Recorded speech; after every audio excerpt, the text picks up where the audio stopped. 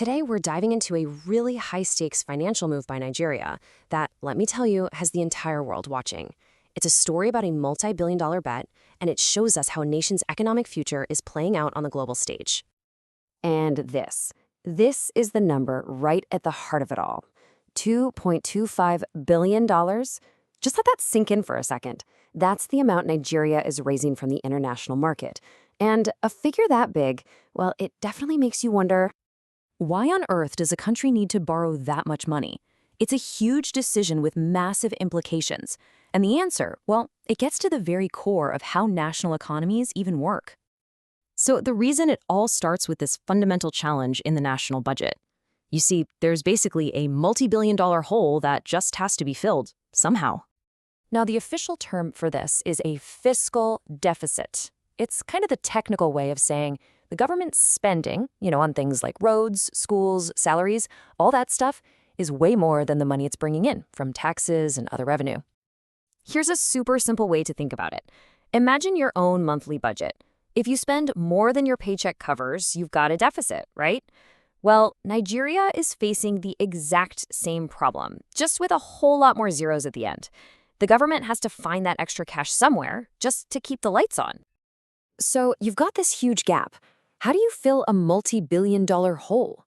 Well, in this case, Nigeria is turning to a very specific financial tool. It's called a Eurobond. A Eurobond is basically an IOU on a global scale. What Nigeria is doing is asking international investors, we're talking big banks, huge investment funds, even really wealthy individuals, for a loan. In exchange for their cash right now, Nigeria promises to pay them back down the road with interest. And that euro part? It's a little misleading. It doesn't mean it's just in Europe. It's actually an old term for any bond that's issued in a currency that's not the country's own, like in this case, US dollars.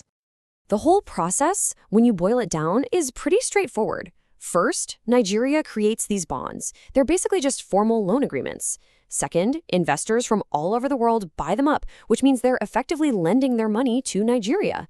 And third, Nigeria gets a massive injection of cash, that $2.25 billion, to fund its budget. Simple as that. But, borrowing this much money isn't as simple as just asking for it. A move this big attracts a ton of attention, and with all that attention comes some pretty significant pressure. And this phrase right here, international scrutiny, is absolutely key. It means that global credit rating agencies, financial giants like the IMF and the World Bank, and the very investors Nigeria is trying to win over, are all watching this move very, very closely. They're asking some tough questions about the country's economic health, and most importantly, its ability to actually pay this debt back. So what this all comes down to is a major trade-off. On one hand, you could say it's a necessary solution. The money immediately plugs that budget gap and lets the government fund its top priorities. But on the other hand, it's a risky gamble. It piles onto the national debt, and its success completely depends on whether global investors believe Nigeria is a safe bet. And that brings us to the outcome and what this all really means for Nigeria's future. Because this isn't just a simple transaction, it's a massive test for the country's entire economy. And that is the bottom line. The success or failure of this Eurobond is a direct signal of how confident foreign investors are in Nigeria's economy. If investors rush to buy these bonds, it's a huge vote of confidence.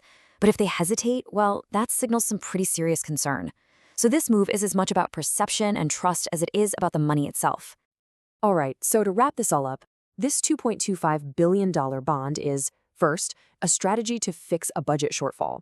It's also a reflection of Nigeria's entire economic game plan, a real-time test of investor confidence, and at the end of the day, it's that classic balancing act between getting the cash you desperately need today and managing the debt you're going to have to pay back tomorrow.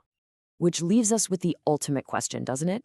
Is this bond a smart, necessary risk to keep the economy moving forward? Or is it a future burden that's going to weigh on generations to come? The answer is going to unfold over the next few years, and you can be sure the world will be watching to see what happens.